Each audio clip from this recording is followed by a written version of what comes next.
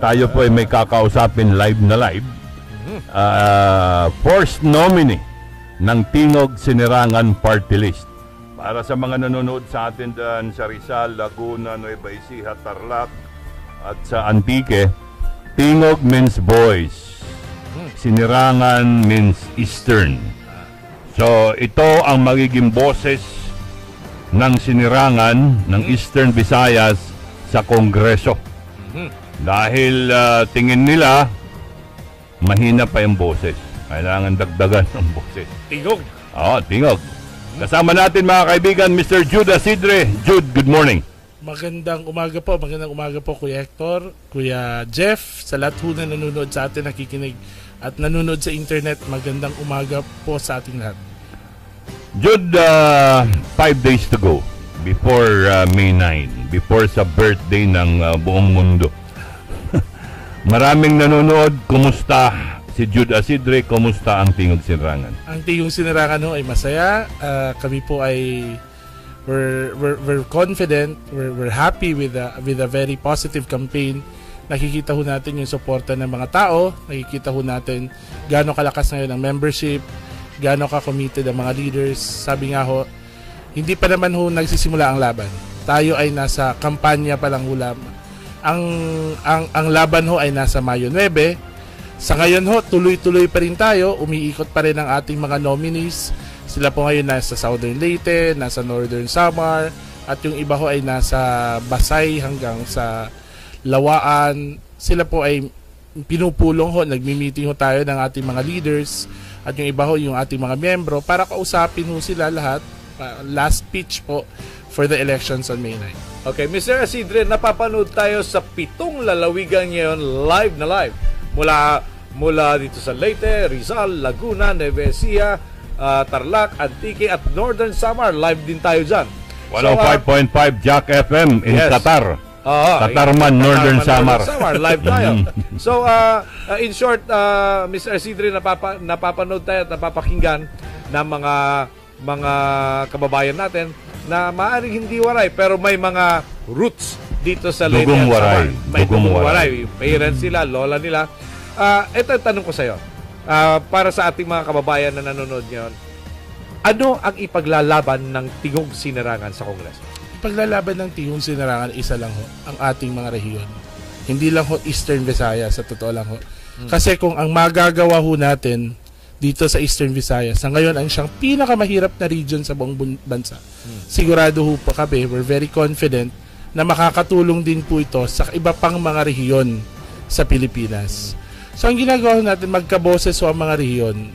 Punta lang ho tayo sa Manila, nakikita natin, ang dami ho nakatira sa squatter galing ng probinsya. Ang tanong po, bakit nasa Manila po sila?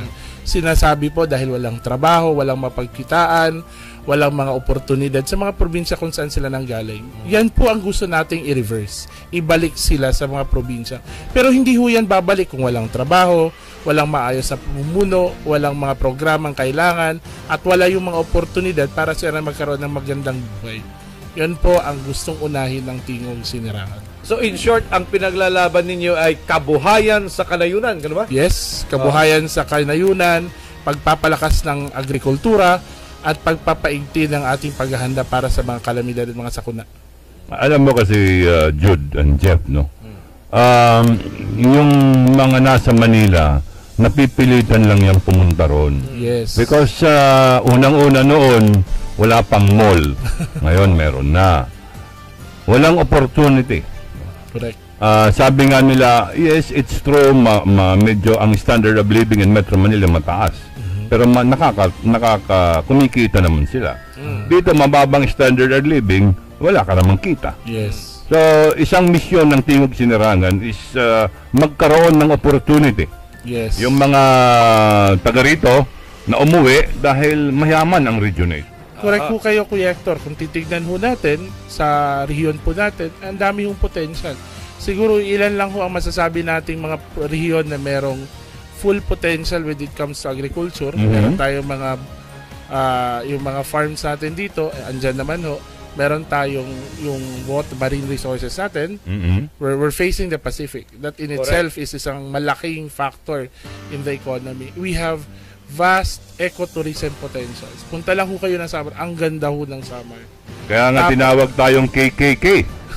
Kay ganda, kay sarap, kay saya sa Region 8. And then kung makikita nyo, tayo lang yung iilan sa mga probinsyang may source ng geothermal energy. Medyo punta tayo, partner Jeff, sa medyo mga tanong na medyo medyo mainit-init, no? Sige po. Jud, karaniwan sinasabi na pagkahalalan, dumadami itong mga party list. Correct Lahat kayo. nangangako, lahat walang party list na itinayo para sa mga kagaya namin, mga mayayaman.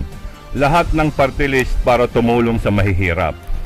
How do you react na yung mga party list after election nawawala? Or kumbaga, after election, hindi mo na makikita itong mga party list na ito. So, as far as Tingog Sinirangan is concerned, ano ang assurance natin sa atin mga kababayan na yung Tingog Sinirangan party list will be here to stay, help, and defend sa atin mga taga-Region 8? Nung ginagawa ho natin ang Tingog Sinirangan, dalawang bagay ho ang inuna natin. Una, opisina. Kita naman ho natin yung opisina ng Tingog. It's a sign of stability. It says we're here to stay. Pangalawa, inayos ho natin yung membership. Alam mo, tama ho kayo, Mano Hector, ang dami hong party list tuwing may eleksyon. Ang daming nangangako, ang daming nagsasabi. Pero tinanong ba natin una, sino may totoong miyembro sa mga party list na nandito? Yun. Sino yung partido na may pwede nating sabihin na okay, you will hold us accountable. Diba? Kanino tayo nagre-report, diba? Meron tayong party list, sobrang tagal na. Pero ang tanong, bakit ang position ng nominees palipat-lipat mula sa isang kapatid hanggang sa sunod na kapatid? Diba? Usapang pamilyang ba to? Palitan ng pangalan, kamag-anak party list. kaya yun yung tanong natin eh. Kanino ba na ang loyalty natin? Importante yung ang membership, Kuya Hector, kasi ang membership po, yun ang buhay ng isang partido eh. Okay. Sa pangalan pa lang po, partido na eh. Paano tayo magkakaroon ng partido na kung ang andyan, kung hindi ka mag-anak, kaibigan o kapamilya? Diba? Tama. Pero, Jude, para sa kaalaman ng ating mga nakikinig at nanonood, no? How does a party list choose the nominee? Paano ba ang proseso? Paano pinagbabasihan yan? Para malaman lang ng ating mga nakikinig. How do you choose Depende a ho nominee? yun sa konstitusyon ng isang partido. I cannot speak for the other party. Sa partido ho namin, meron kaming tinatawag na party assembly. Okay. We did the party assembly before we filed. So we had representatives from the different municipalities of Leyte. At that time, we were still a provincial party. Okay. And then the party assembly chose and confirmed the members of the plenum. The plenum is like the standing committee of the assembly. Then the plenum chooses who the nominees are. So, hindi ito pwedeng isang tao lang na Hindi pwede. ikaw nominee, ikaw Hindi nominee, ikaw pwede. nominee. At As far hindi as dapat. Tingog is concerned. At hindi dapat gano'n. At hindi dapat gano'n. Ang maganda nga ho sa Tingog, kasi meron ho kaming usapan within the party, meron ho kaming rule na kung ikaw po yung nominee, hindi ka pwedeng maging executive officer. Oh. At kasi ho, hindi pwede na ikaw ang nasa kongreso at ikaw din yung namamahala ng partido. Tama, Kasi tama. nangyayari ho, nawawalan ho ng accountability ang nominees sa partido. Isipin ho natin, Kuya Hector, ang party list election, ang party list system is there for a reason. Kung hindi mo kaya makipagtrabaho ng mga miyembro, pwede ka namang tumakbong distrito eh.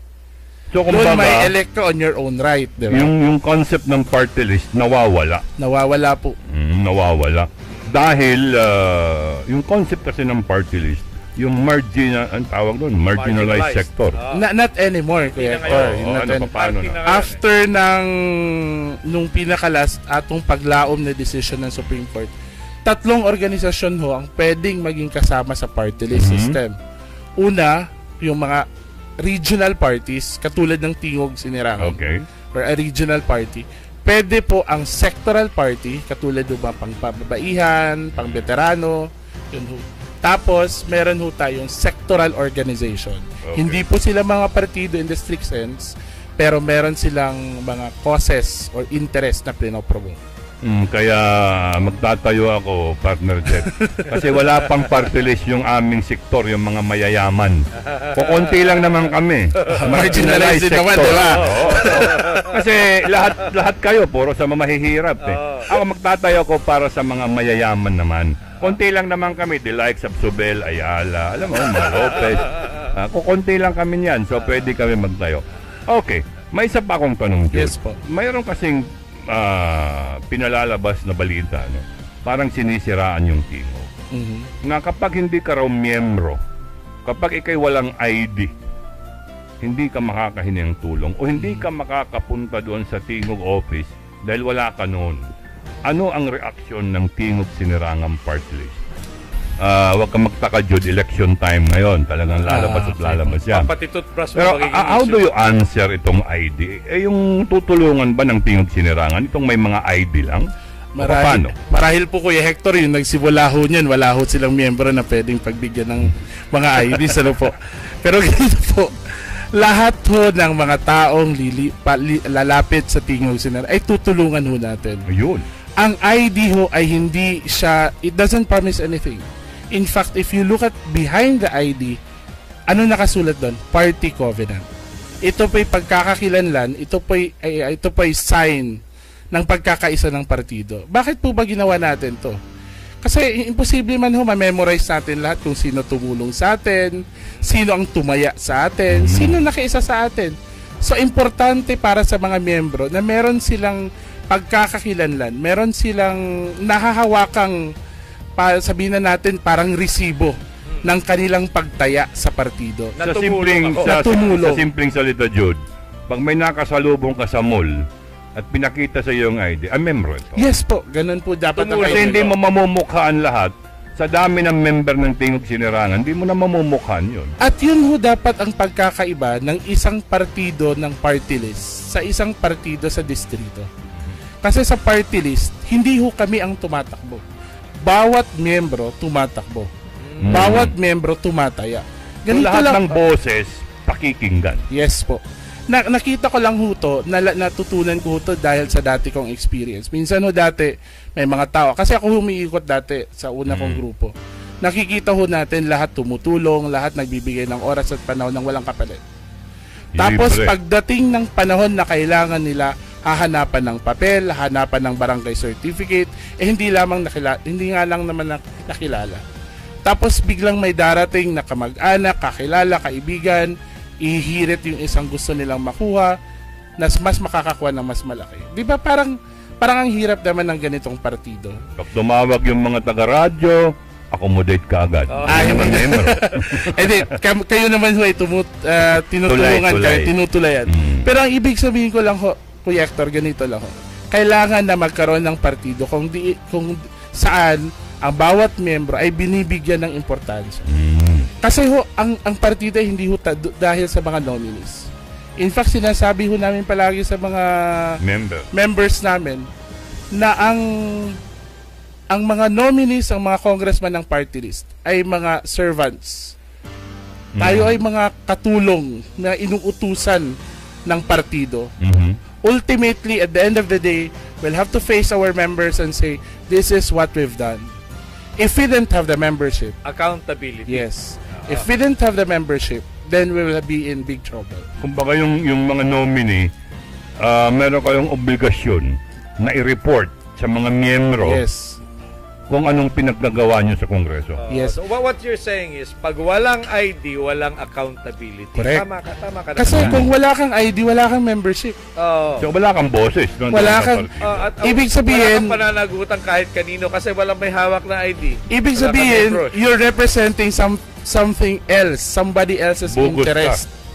Short of saying, Kuya Hector. Parang sa pag-ibig na may ID, nagbabayad ka na nun. Hindi ka na pwede po sa pag-ibig wala ka ID. You have a point. You have a point. Ang pinapaliwanag, mga kaibigan, pinapaliwanag actually dito ni Jude na gusto nila may membership, gusto nila may ID dahil at the end of the day,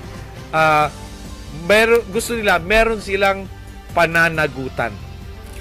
Accountability, alam nila kung kanino sila mananagot at mananagot sila dun sa mga miyembro na sigurado sila tumulong? Kasi ang pinaka-importanteng punto ho dyan hindi lang ho kami andyan para tumulong. Tama. Ang tumulong is basic.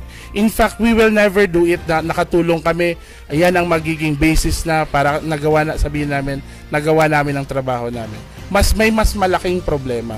Mas may malalaking issue na kailangan natin isulong at kailangan natin bigyan ng panahon. Kumbaga, ayaw lang tumbukin ni Jude na hindi pagsisigawan ng tingog sinarangang party list na yung napagamot nila ay ganito na karami. Yes.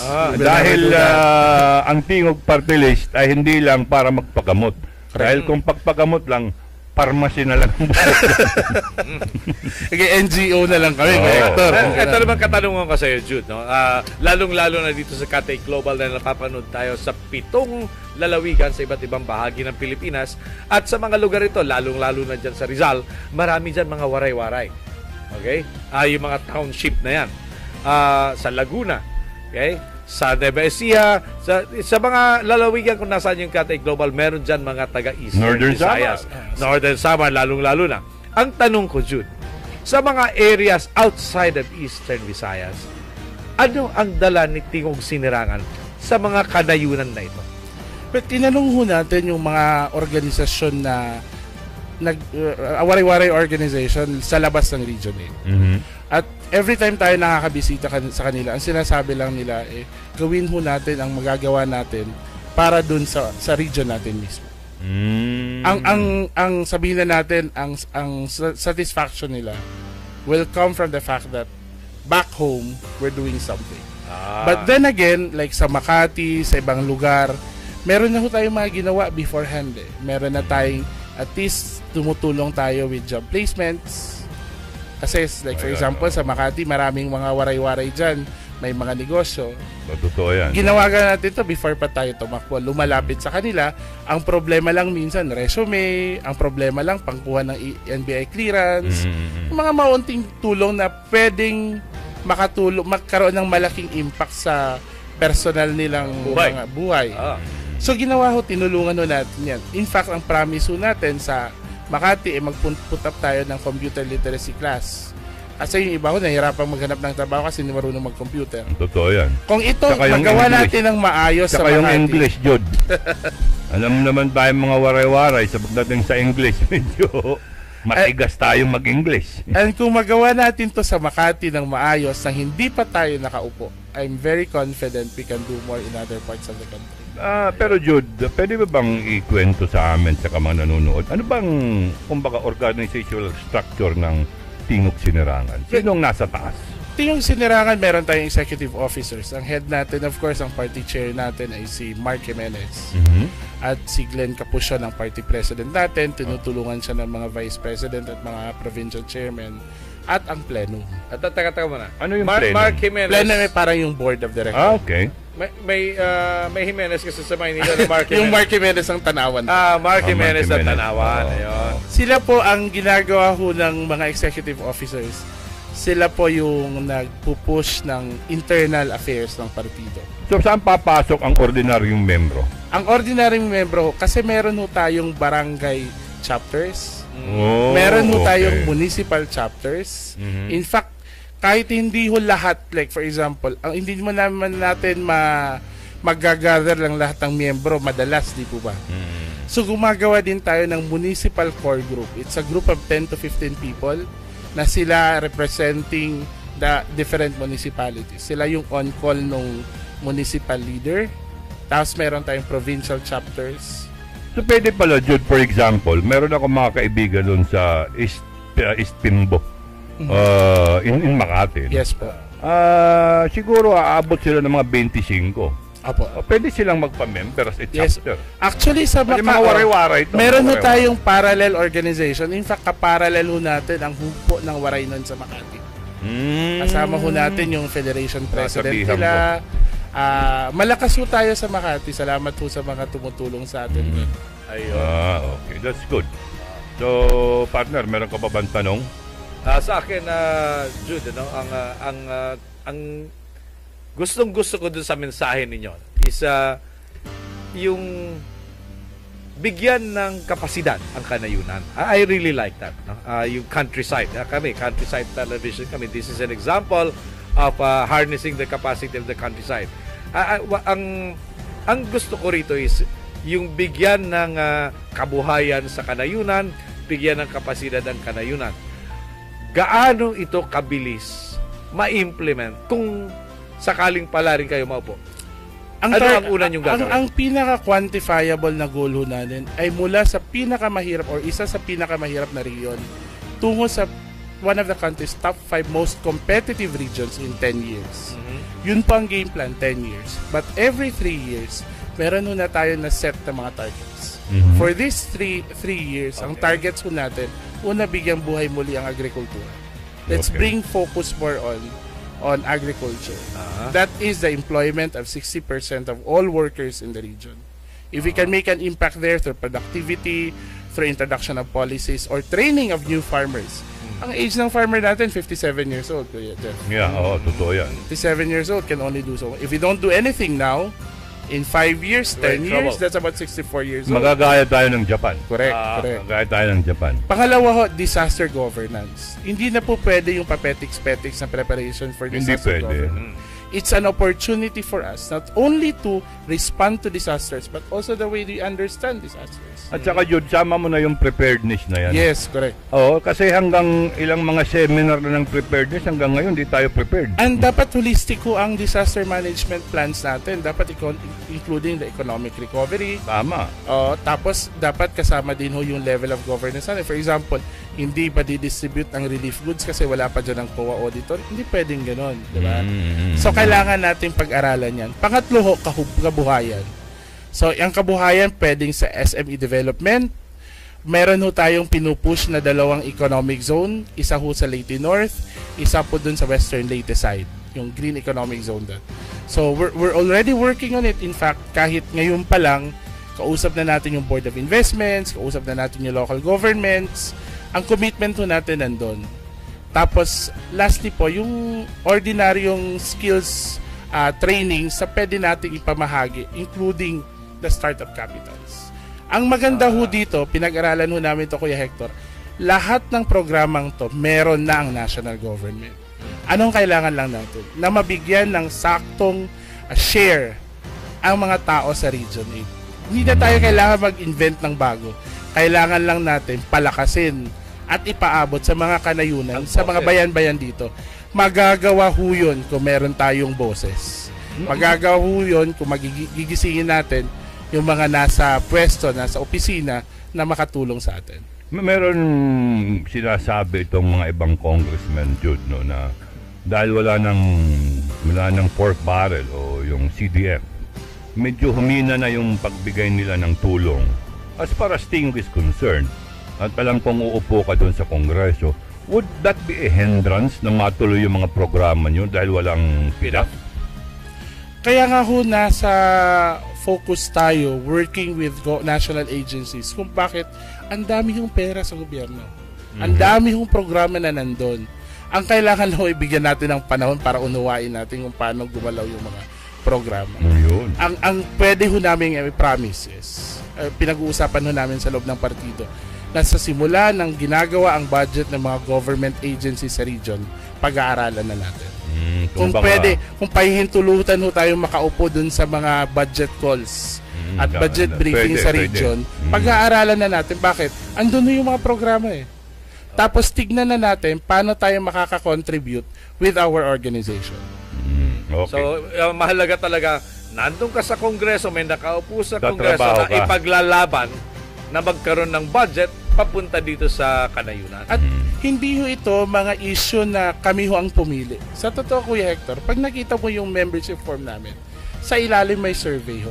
3 hong tanong. Una, bumoto ka na ba ng party list? Pangalawa, ang tanong ano ba yung 3 pinaka-importanteng problema? What are top 3 problems in your locality?